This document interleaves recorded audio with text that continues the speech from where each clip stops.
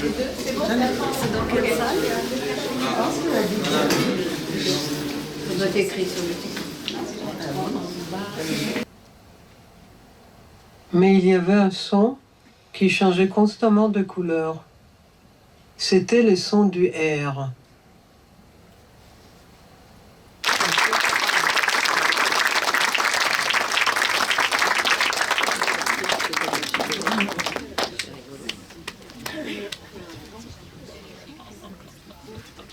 Je voudrais donc appeler mes amis et aussi, et juste pour se présenter, Georges Bloch, qui est responsable de toute cette bande sonore, de la conception de la bande sonore, et la surprise, et Jaap Blom, qui est la voix et derrière la Ours-sonate et tout le reste.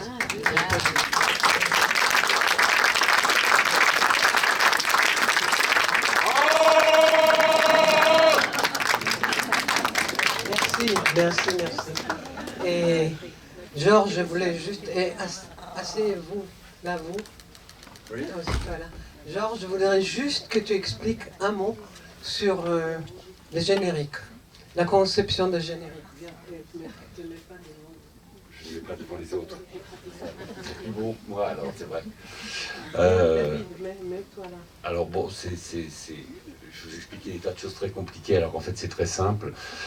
Mais ça fait partie d'un programme de recherche de l'IRCAM qui s'appelle REACH, et où on cherche des moyens d'enchaîner des textes différents. Et donc là, en fait, le principe, c'était d'enchaîner justement tous ces passages en R.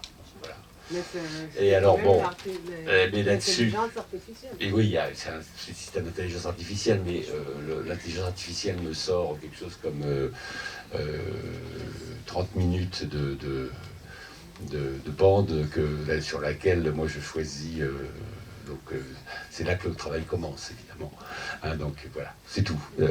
Mais autrement, bon, c'est très amusant et c'est formidablement intéressant parce qu'on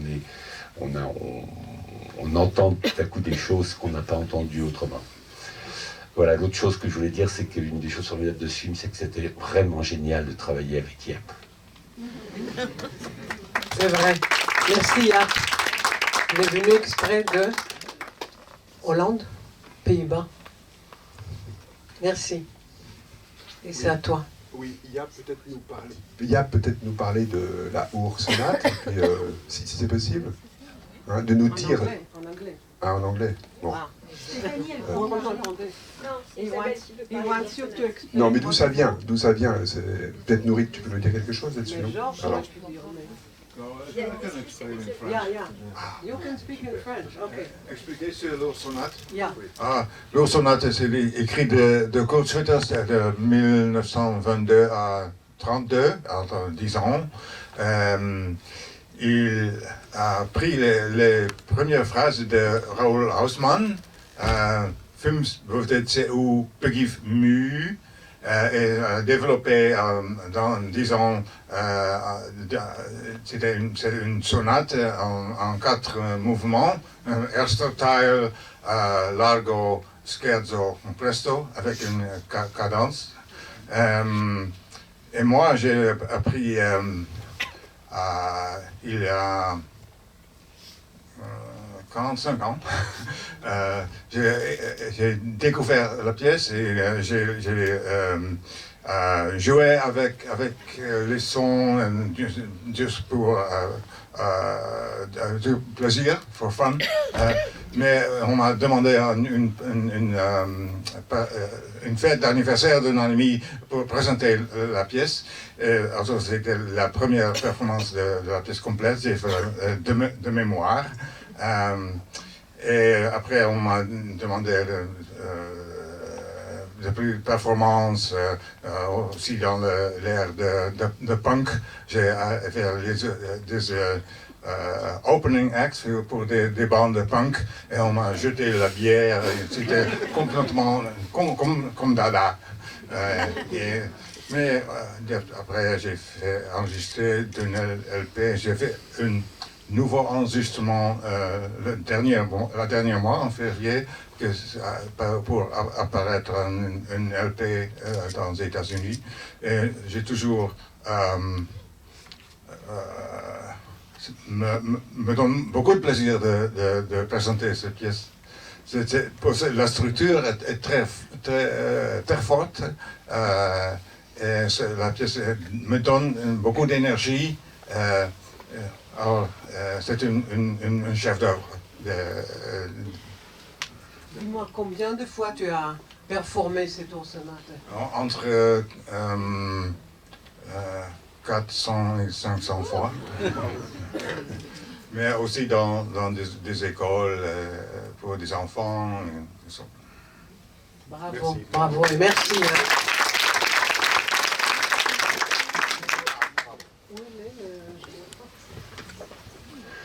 Bien. Une petite insiste, je voulais juste dire qu'on a dans la salle la spécialiste française de l'oursonnate. Bravo. C'est le jour de la ours-sonate. Isabelle Born, qui est là. Merci. Bien, donc on va vous présenter l'un après l'autre, David, Stéphanie et moi-même, un petit développement qu'on a fait sur le film. Moi, je trouve que le film est extraordinairement riche et on a pris des voies assez différentes. J'espère que vous serez indulgents avec le chemin que l'on prend. Et je vais me servir un petit peu de ce que j'ai écrit, qui me servira un peu de fil d'Ariane pour trouver une issue à mon propos. Et donc je commence.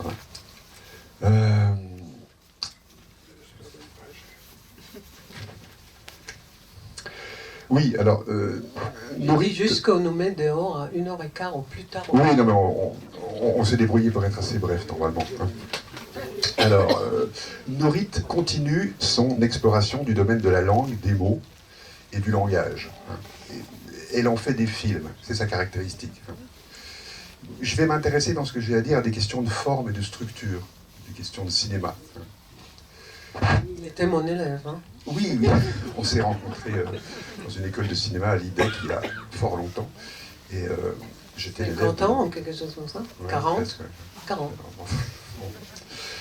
Et les films de Nourrit, comme les autres films, sont faits d'images et de sons. Mais ce qui diffère dans La Lettre errante, c'est que le film reprend les choses au début. Il s'intéresse à l'origine du phénomène de surgissement des images et des sons. Dès les premières images du film, on entend la oursonnate, on entend le R, et on voit des images d'herbe et de vent. Dans la oursonnate, ce qui est particulier, c'est qu'on entend 2 fois de suite le signifiant baby. On entend, il y a ce mot-là qui affleure, baby, dans oursonnate. Hein. Ah, ah d'accord, moi j'ai entendu baby. C'est la lettre B, c'est la lettre B. Ok, moi j'ai entendu baby. Bébé, c'est la lettre B. Bon. Dans le largo, il y a des phrases bi.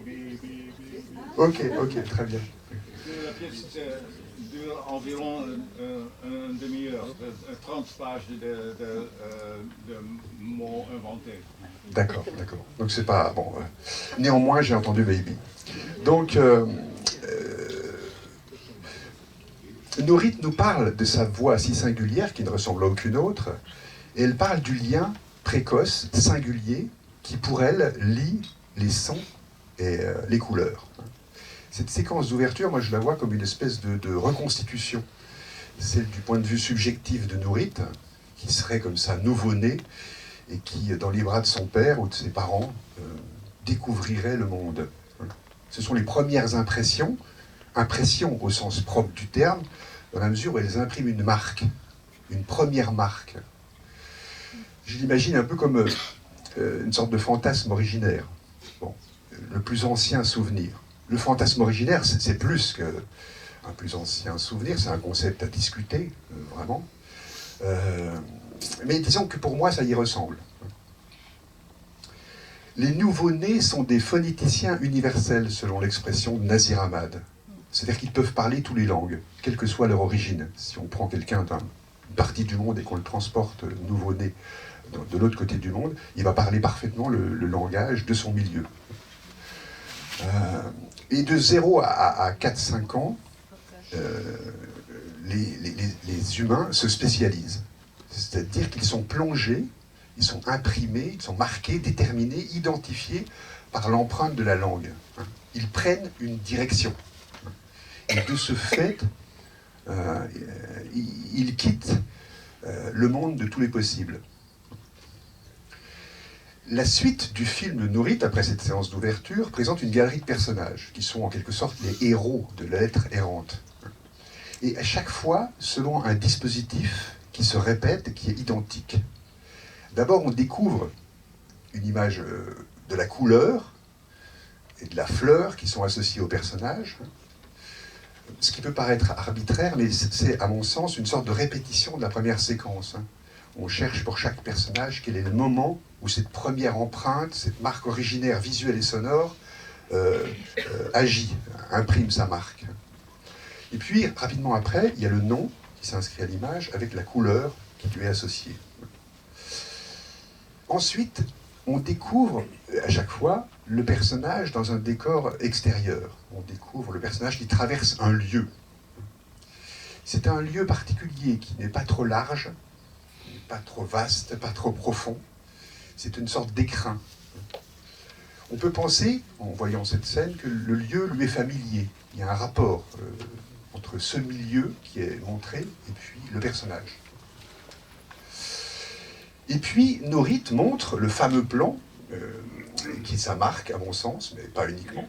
Ce plan moyen, qui au premier plan, au premier abord, semble un peu simple et banal, le plan du personnage dans son intérieur, mais qui établit, et c'est tout un travail qui a l'air simple, mais qui est hyper compliqué, la juste distance et le bon axe pour faire sa place au personnage. Ni trop près, ni trop loin. C'est un plan d'intérieur, celui souvent où vit le personnage. Il y a souvent de la profondeur. Pas trop, mais un peu. On voit passer derrière, quelquefois, des voitures, des passants, des chats. On voit des choses dans la profondeur. Et puis, on voit surtout des livres. Pas toujours, presque tout le temps. On peut d'ailleurs penser que les livres et la profondeur, c'est la même chose. C'est donc en quelque sorte l'intime par rapport à l'extime du plan précédent. Et au cours de l'entretien, le processus de mise en scène fait qu'on fait des allers-retours entre les couleurs, les fleurs, et puis les paroles du personnage. En quelque sorte, Nourit nous montre les coordonnées symboliques de chaque personnage. On a connaissance de son nom, de son adresse, c'est-à-dire du lieu où il habite, et puis de son milieu, qui sont les trois caractéristiques des coordonnées symboliques de chaque personnage. Dans le monde daté d'aujourd'hui, il y a une interview de Rachida Brakni, comédienne de la Comédie Française, et elle raconte que quand elle était ado, elle écrivait à un de ses profs son désarroi après le fait d'être partie, retournée en Algérie pour voir sa famille. Elle dit « Quand je suis en Algérie, je suis perdue. Et quand je suis ici, on me considère comme une immigrée. Je suis le cul entre deux chaises. » Et son professeur lui a répondu, par lettre, « Réjouissez-vous, vous avez deux chaises, quand d'autres n'en ont qu'une. » Et cette phrase l'a profondément marqué et lui a servi en quelque sorte de repère pour la suite de sa carrière et de son rapport aux autres. De quoi parle la lettre errante? La lettre errante parle du R. Et d'entrée, Nourit nous prévient. Le R vient d'ailleurs. Puis, le R est la marque d'une différence. Dans le séminaire de Lacan, il raconte une anecdote. J'ai essayé d'interroger des différents collègues pour savoir où je l'avais entendue, cette anecdote, mais impossible de retrouver exactement ce dont il s'agissait. Alors peut-être c'est encore, comme le baby que j'ai entendu, un truc personnel, mais peu importe. Lacan raconte que Lévi Brûle, en voyage dans une tribu amazonienne, discute avec le chef de la tribu. Le chef prétend qu'il est ara, qu'il est perroquet. Il a une plume, comme sur la tête, il a un collier avec des griffes de perroquet autour du cou, et Lévi Brûle lui dit qu'il n'est pas vraiment perroquet, parce qu'il n'arrive pas à voler, et il n'a pas de griffes au bout de ses doigts. Donc, sans doute, il se prend pour un perroquet, ou il représente un perroquet, mais qu'il n'est pas perroquet. Et le chef n'en démord pas. Il dit non, je suis perroquet, je suis ara.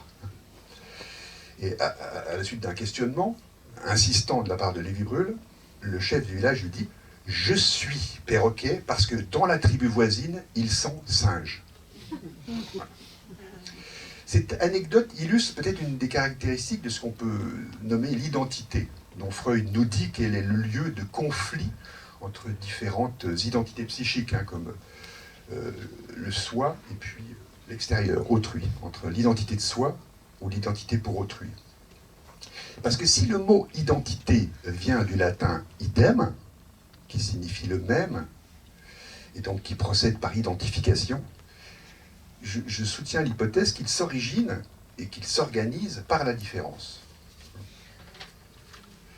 Et c'est le paradoxe que développe le film de Nourit, qui est aussi un paradoxe politique, si je puis dire. Le film rend compte de cette tension entre les deux pôles de l'identité. L'identité, ça n'est pas ce qui est. Il n'y a pas d'essence, il n'y a pas de nature de l'identité. C'est une construction qui se structure par la différence. C'est ce que Freud appelait la petite différence. Cette petite différence qui permet de faire de la distinction entre soi et l'autre. Freud ajoute que plus on est proche de son différent, plus on est semblable, plus ça marche. Le fait qu'on repère la différence. Il parle de la France, de l'Allemagne, la différence entre la France et l'Allemagne, ses cousins en quelque sorte. Mais bon, il n'y a qu'à passer en revue les différents conflits mondiaux actuels pour constater à quel point cette hypothèse est pertinente. Si on prononce le R de cette manière dans cette langue, c'est parce qu'on le prononce autrement à côté. On peut même affirmer que le R n'apparaît pas dans la langue japonaise ou coréenne, et que ça, c'est bien la preuve de son existence. Ça serait une sorte d'illustration du rapport entretenu par le Japon avec le monde extérieur. Il est présent, et c'est pour ça qu'il n'apparaît pas. Ce serait un exemple de négativité hegelienne, en quelque sorte. Chaque langue est unique. Unique parce qu'elle n'est semblable à aucune autre. Mais, et c'est l'autre mouvement, elle est unique parce qu'elle est une parmi les autres. C'est aussi pour cette raison que le film de Nourit est un film politique. Nourit nous présente une galerie de langues et de personnages, tous singuliers. Si la manière de prononcer le R rend visible la différence entre chaque langue, elles se ressemblent toutes en ce qu'il n'existe pas de langue qui ne fasse pas un sort particulier à la prononciation du R. Le R témoigne de la diversité de toutes les langues. Comme le dit Guy Régis dans le dernier entretien, c'est la singularité de chacune des langues qui témoigne de l'universel de la parole. C'est ça qui fait monde, justement.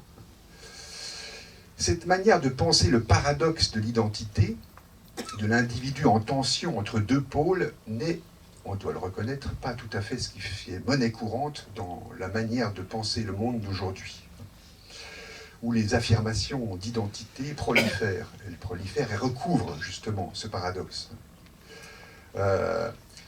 C'est à mon sens toute la richesse et la force du film de Nourit de nous en rappeler la fragilité et en même temps la nécessité ainsi que les dangers que court le fait de ne pas être capable de soutenir ce paradoxe. Ouais.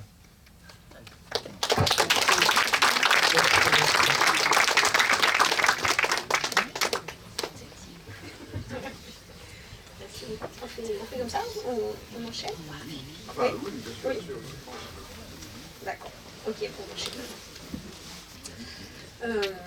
Enfin, d'accord, on enchaîne. Alors, on s'est réparti un petit peu les choses, chacun allant un petit peu dans des directions différentes. Donc moi je vais faire je reste accrochée quand même sur la fin et sur la présentation qui insiste sur l'idée que c'est un film à dimension politique. Voilà. Donc c'est le fil rouge qui va nous unifier tous les trois, même si on y va par des chemins différents. C'est bon, vous m'entendez? Oui. Donc je reprends mon fil à moi. Donc depuis toujours, en fait, le cinéma de Nourit Aviv me semble se fonder sur une trilogie. Donc 3 pôles qu'elle tresse en fait systématiquement, enfin en tous les cas que je repère systématiquement on va dire. Quelque chose d'abord qui serait du côté des inframémoires. Alors selon les films, ça peut être des inframémoires qui sont de l'ordre du traumatique, du transgénérationnel, parfois presque du côté du prénatal ou voire du transculturel, bref quelque chose qui serait dans la mémoire infra. Ça c'est un premier fil que je repère à chaque fois, qui s'articule à un deuxième fil qui serait celui toujours de la présence du corps.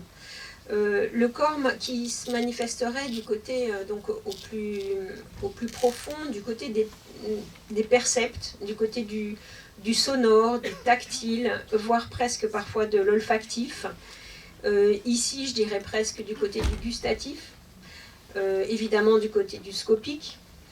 Bref, quelque chose vraiment qui est au plus proche en fait du corps. Et puis enfin, un dernier fil de la tresse, qui est toujours une sorte d'adresse. Des films en forme de main tendue, une adresse qui est toujours un petit peu trop éloignée. Il y a toujours, on tend la main et c'est toujours un petit peu difficile en fait d'atteindre ce qu'on cherche à atteindre. Donc ça, c'est comme ça que je comprends la filmographie de Nourit Aviv depuis le début, sauf que dans ce film-là, il m'apparaît que ce film, un petit peu différemment, fonctionnerait plutôt comme un film charnière, un film bascule, un film rupture dans l'ensemble de la filmographie, puisque là où l'ensemble de ces autres films dégagent systématiquement des trajectoires, des trajets de langage, celui-ci fait un peu exception, puisqu'il me semble qu'il irait, je ne sais pas ce que vous penserez de l'expression, mais pour moi il me semble aller à l'os, en direction précisément de ce qui échappe en fait au langage. Un film autour d'une seule consonne, donc, une consonne désobéissante, puisqu'elle désobéit à la règle de l'enfance, une lettre égale une couleur. Une consonne disjonctive, elle défait aussi les significations. Une consonne sans sonorité véritablement fixe. Une consonne sans couleur stable. Et pourtant, une consonne qui est présente au plus intime, puisqu'elle est présente dans le prénom même de l'auteur du film, de Nourit. Donc une consonne en forme d'autoportrait, mais un autoportrait qui fonctionnerait un petit peu à l'aveugle. Une sorte de processus un peu étrange. Si bien qu'il y a quelque chose dans ce film qui me fait osciller entre l'observer, bien sûr, de près, les couleurs, les lumières, l'écriture du film, mais c'est aussi un film qui m'oblige à l'écouter, à écouter le son, à écouter le timbre des voix, à écouter les scansions un peu régulières. C'est aussi un film qui se goûte, qui passe par quelque part par là, où il y a la gourmandise, là, hein, quelque chose là. Un film qu'on pourrait sentir aussi, sentir, je veux dire, comme un parfum. Donc, un film qui se défait, en fait, de simplement ce qu'il dit. Car ce R qui fonctionne en creux construit en fait un film selon une sorte de logique un peu chimique de l'analyse. Ce R en fait va permettre de distinguer, de décoller, de dissoudre des éléments qui auraient été trop fusionnés les uns dans les autres et qui vont progressivement se disjoindre. C'est donc à mon sens un film qui nous guide du côté de ce qu'on pourrait appeler un infralangage. Donc toujours ce langage des percepts, et donc qui va nous permettre de dissocier des choses dans le langage. Il y aurait donc les langues qui nous sont racontées, des langues habitées par leurs airs, des airs de résistance, des airs d'exil, des airs de cicatrice, j'aimerais pouvoir le prononcer à la caribéenne, mais j'y arriverai pas, mais des airs de caresse. souvent des R qui sont du côté d'un père, du côté d'un héritage, et du côté de signification contrainte à la discrétion. Et puis, il y a autre chose. Il y a aussi le son re, ou plein de sons re. Vous avez vu, j'y arrive pas bien, moi. Hein, je sais pas pourquoi. Ce son, en fait, qui fonctionne comme un souffle dans l'espace, ce son qui a sa couleur ou ses couleurs, qui s'épanouissent dans la lumière, dans les lumières du film. Ce son qui a plusieurs façons de rouler, d'être goûté, d'être savouré par la bouche. Bref, il y aurait une chair du re, un corps du re, un corps du re. Par exemple, nous pourrions nous demander si plutôt que de s'articuler au son, plutôt que de nous parler des sons, plutôt que de s'articuler aux parfums, s'articuler aux images, nous parler des parfums, nous parler des images, eh bien, ce son ne serait-il pas plutôt un son, ou plutôt un re en son, en parfum, en image? Je pense là, en fait, à certaines hypothèses qui sont travaillées aujourd'hui par des archéologues, qui s'interrogent sur l'effet des rebonds sonores dans certaines grottes qui auraient présidé aux inscriptions pariétales. On est en train de s'interroger, enfin il y a beaucoup de travaux là-dessus, sur le son, en fait, soit de la musique, mais même simplement du déplacement, qui aurait présidé à certaines inscriptions, à certains signes, en fait, inscrits sur les parois. Ainsi, nous aurions affaire à un R qui interroge moins la langue ou ce qu'elle dit, que plutôt quelque chose qui serait du côté de la voix, du côté du timbre, du côté de l'écho, et même peut-être du côté aussi de la lumière. Ce qui va me permettre une question à laquelle je ne répondrai pas bien sûr, mais donc je me demande quelle est la place du percept dans nos langages. Hop. Et à ce titre, par exemple, mais c'est vraiment un titre d'exemple, on pourrait se souvenir du film L'Enfant sauvage de Truffaut. Donc peu importe ce que chacun pense du film dans son ensemble, juste se souvenir simplement que c'est un film qui restitue l'expérience d'un enfant qui apprend la langue des hommes tardivement. Et du coup, il va finir par apprendre à parler, mais il gardera toute sa vie une sorte de cicatrice élocutoire, une sorte d'accent un peu guttural qui signe en deçà des mots quelque chose qui est en deçà et qui est audible et qui pourtant n'est pas privé de signification. Ça n'est pas que de la pâte de langue, hein. C'est quelque chose qui est quand même porteur de sens. Or, le R que nous pointent nos Rita Vive apparaît justement, ou m'apparaît en tous les cas, dans cette zone cicatrice. C'est un R qui parle, mais qui parle autrement. C'est un R qui nous place autrement dans le monde des vivants parlants. Davantage donc du côté de la cicatrice de la voix qu'une cicatrice du langage. La voix, c'est-à-dire, qu'est-ce qu'on peut dire de la voix? Évidemment, énormément de choses, mais la voix, c'est en fait ce qui, sous la langue, ferait corps. D'où, évidemment, la grande pertinence de l'accompagnement pendant tout le long du film de l'Oursenat de Kurt Schwitters, qui est d'une grande délicatesse. Le choix là est vraiment... Juste dire que ce qui accompagne, c'est les improvisations de Yap qui ne sont pas la Oursenat. La Oursenat est que de début. D'accord. Parce que c'est lui qui les a créés. D'accord. Donc, très bien. Bravo. Donc, bravo.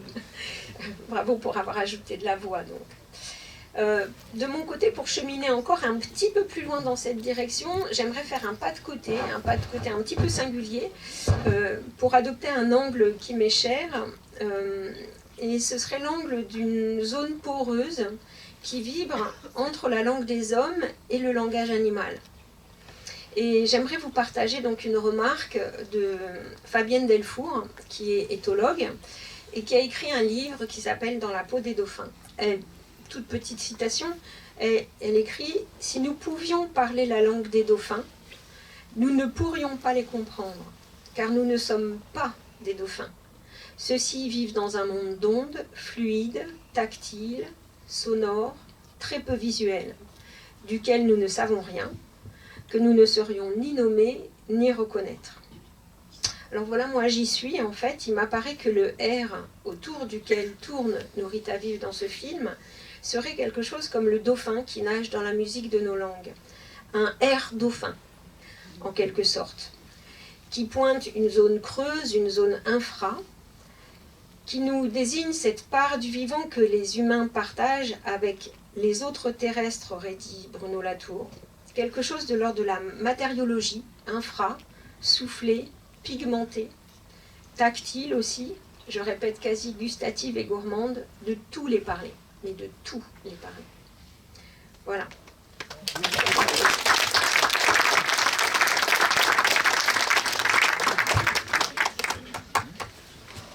Alors, à mon tour de succéder à cette très belle communication, comme on tourne autour, et de vous proposer une lecture, ma lecture du film de Nourrit. Moi aussi, je tirerai un peu le fil politique et également, je me servirai comme l'a dit Pascal, de la succession des plans, c'est-à-dire les plans larges, les plans moyens et les gros plans. Moi aussi, j'essaierai de partir du large pour arriver à quelque chose de plus resserré. Alors, j'ai intitulé mon petit texte « Lettre au père », et suivant le titre de Kafka, suivant aussi l'écoute de Kafka que m'a appris Ghislain Lévy, qui est là. Et père, je l'écris P', R majuscule, évidemment. Alors, dans l'alphabet hébraïque, la lettre R se dit Resh. Elle s'écrit avec une barre horizontale et une barre verticale, un peu comme le début d'un rectangle. L'interprétation que les sages donnent de la forme du Resh est qu'elle ressemble à une personne que la pauvreté fait se pencher. Ils nous apprennent aussi qu'une des barres correspond à la parole et l'autre à l'intellect. Mais ce personnage, nous disent-ils, représenté par le Resh, est un personnage négatif car il lui manque le lien à la divinité. Alors, il fait mauvais usage de sa parole et de son intellect. Au contraire, d'une autre lettre, au dessin presque semblable, le D ou Dalet, presque semblable à l'exception de la jonction entre les deux barres qui est pareille à une autre lettre, la plus petite de l'alphabet, le Yud ou Y, qui réfère à Dieu. Alors ce même personnage, tout aussi courbé par la pauvreté du Dalet, sera lui positif car relié à son créateur. On raconte également, toujours en lien avec le Resh, cette histoire provenant du Sefer Hadorot, dont je donne ici juste un fragment, qu'un savant rabbi nommé Ramban, Rabbi Moshe ben Nachman, a vu un élève le quitter et même se convertir au catholicisme, car il ne pouvait croire ce que lui enseignait son maître, à savoir qu'une certaine toute petite section de 52 versets de la Torah contenait les indices de la totalité des lois, de la science et de l'histoire. 613 ? Mais Ramban le lui prouva en lui montrant que jusqu'à son prénom s'y trouvait. Or, celui-ci était même précédé d'un Resh, qui est l'initiale de Rabbi, futur honneur qui lui serait fait. Une histoire, père-fils, en somme, liée ou non à la divinité, une histoire de retour d'un être errant. Cette lettre errante, ce Resh, appelle donc sa contrepartie Dalet, comme la vie ne peut se concevoir sans la mort. Et de la même façon que ce si petit fragment de texte contient des fragments de toutes choses du monde, le film de Nourrit, avec une seule lettre, contient nombre d'histoires du monde et nombre, je crois, de ses propres films antérieurs. Alors, la vie d'abord. Les films de Nourrit ont, vous le savez, la poésie chevillée au corps. Mais à quoi sert la poésie si ce n'est à nous fournir une matière sensorielle pour se comprendre et comprendre notre monde. Yasmina Reza le dit dans son roman Serge. Le réel a besoin d'interprétation pour rester réel. Elle ajoute dans le même texte, et je crois que ça parle profondément du travail de Nourit, un savoir qui n'est pas intimement relié à soi est vain. Ainsi, chaque film de Nourit est une lettre à son public. Et de lettre en lettre, elle nous offre son alphabet secret, l'interprétation de son réel, une interprétation polyphonique, intimement reliée à son histoire et à son être. Son art passe par l'entrelacement de l'image, du langage et des affects qui deviennent une poétique universelle, qui a cette faculté de nous rendre, nous, à notre propre histoire de vie, jusqu'en ses détails, avec ses rêches et ses dalettes. Ici, c'est par ses éprouvés synesthésiques qu'elle nous touche au cœur, avec un film dont les diverses composantes se réunissent en un tout profondément unifié. La synesthésie, c'est dans le cerveau. C'est faire des liens, trouver des correspondances, créer des viatiques entre des couleurs et des idées, des concepts, des sentiments. J'ai repensé à Poétique du cerveau et à ces superbes neurones miroirs sans lesquels il n'y a ni identification ni empathie. Ne sont-ils pas représentés ici par ce monde végétal coloré et ondulant, ces arbres puissants qui condensent, à mon sens, quelques constantes des films de Nourit, enracinés mais mouvants, forts mais fragiles, à la brièveté marquante et sur lesquels plane un souffle de vie. Et je me demande, en repensant à Poétique du cerveau, si, lorsque les radiologues scannent la tête de Nourit, vous vous souvenez, on peut voir... Pour chercher la langue. On peut voir... Eh non. Je me demande si on peut voir à quel endroit ce R élusif se prononce. Je crois que le film de Nourit nous fait cadeau d'une expérience synesthésique totale. Les mondes des témoins, son monde à elle, s'imbriquent avec nos mondes, nos histoires, qui se colorent de neuf, tandis que nous éprouvons ces correspondances, que nous retrouvons nos mots qui restent. Total, pas forcément, car le R échappe. Il est changeant, insaisissable, indomptable. Il est un point de départ et un point d'arrivée. Il se déplace sur l'axe du temps. D'ailleurs, départ avec un R au début, ça fait repart, pour qu'on ne se contente pas de nos certitudes fixées. Mais ça fait aussi répare, comme un tikkun olam, une réparation du monde, un appel à une justice dont nous avons bien besoin. De fait, on ne peut travailler sur la vie sans penser le négatif. Cette sonate qui ouvre et ponctue le film sonne comme un mélange primordial entre, disons, une rafale de mitrailleuse et une joyeuse chanson dans une langue inconnue, la suite de la poésie sonore d'Anat Pik dans Des mots qui restent. Elle suscite un sentiment indécis entre sursaut de peur et amusement, tandis qu'ondulent les herbes, à moins que nous ne soyons sur le dos d'un animal sauvage. Je ferai l'hypothèse que ce film est aussi traversé par le trauma transmis ou vécu, le risque psychique ou physique, la mort possible. Le R râpeux, roulé, glissant de chacun des protagonistes lui a fait courir un risque, psychique et physique, dont il porte la trace. Le R transmis est aussi une cicatrice sonore qui pointe vers des formes de rejet, de refus, un risque qui s'exprime crescendo. Le R blanc, celui de la peur ressentie par Karl, l'enfant norvégien au père rejetant et violent, incapable de s'affilier, de dire à son père le R phallique qu'il veut entendre et qui lui dira s'il est une fille ou un garçon.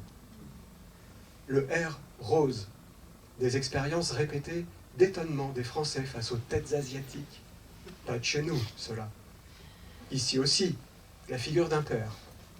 Mais en miroir du précédent, lui ne peut dire R et semble tel un Oedipe, en exil, appuyé au bras de sa fille.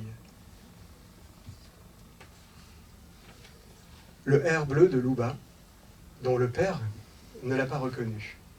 Ce père se manifeste de façon oblique. Il surgit dans la langue maternelle par son incapacité à elle de rouler les R, tout comme une certaine dame dont elle ignore qu'elle est sa grand-mère paternelle. Et aussi, comme le Chibolette, qui trahit les Juifs en URSS. C'est d'ailleurs le premier moment du film où ce mot funeste de Chibolette est prononcé, signant la peur de la persécution, de la mort, une peur bleue. Le rouge sang de Orly, si souriante, fuyant la révolution islamique en Iran. C'est ici un exil, affaire de vie ou de mort, non une migration. Le R jaune d'Amel, qui la renvoie elle aussi à sa famille paternelle, et à une double valence du R, résistant à l'entreprise de désubjectivation coloniale, et également masculin, double différenciation nécessaire qui rappelle Karl le Norvégien, mais cette fois-ci vis-à-vis du faux père colonial et vis-à-vis du féminin. Mais le vrai Chibolette, c'est le R vert de Guy Régis. Si je reprends le titre que j'ai prononcé suivant Kafka, lettre au père, P', R, ça donne le pervers du Chibolette, du président Trujillo, père monstrueux de la nation dominicaine. Le film se clôt ainsi sur cette note d'effroi. Si vous avez bien écouté, c'est même, je pense, le tout dernier mot qu'on entend du générique de fin, et je ne crois pas au hasard chez Nourrit. Le dictateur s'inspire de l'épisode biblique d'une guerre fratricide entre les Éphraïmites et ceux de Galaad. Ne pouvant prononcer à la manière des hommes de Galaad le mot Chibolette, ils étaient démasqués et impitoyablement tués. Même chose lorsque Trujillo décide de se débarrasser des Haïtiens qui ne peuvent prononcer correctement Perejil, 20 000 morts s'en suivent. C'est une figure de père sadique, faisant régner terreur, fratricide et exil. Cette expérience synesthésique que nous offre le film est aussi, je crois, comme un voyage au pays des pères. Tout comme Watersland le fut du côté de la perte, de tous les pères qui font le monde tel qu'il est. C'est peut-être pas un hasard si ce sont des hommes qui ouvrent et clôturent le film. En creux, bien sûr, les mères. Et nous, leurs enfants. Qui le Dalet? Qui le Resh? D'une langue à l'autre, de la langue maternelle à la langue paternelle, aurait-on besoin d'un ou d'une interprète? Alors cette lettre errante, pour moi, c'est un père errant. Il porte dans un sac toutes les vies possibles, du pire au meilleur, du meilleur au pire. Mais le pire, ce serait quand même de l'ignorer.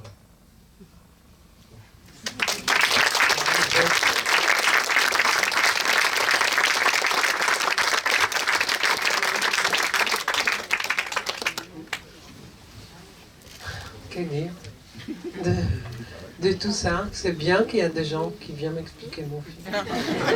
C'est vraiment bien. Et, non, mais je l'ai dit, vraiment, c'est formidable.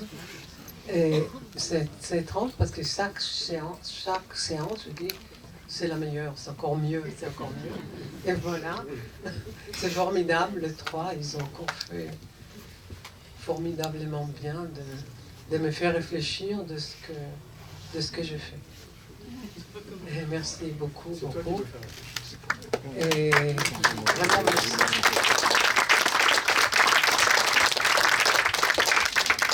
Je me demande, puisqu'on n'a que 5 minutes, peut-être on s'arrête là, parce que c'était si beau que peut-être c'est pas grave que cette fois-ci, il n'y a pas un débat. Ça va être un débat intérieur. Merci beaucoup.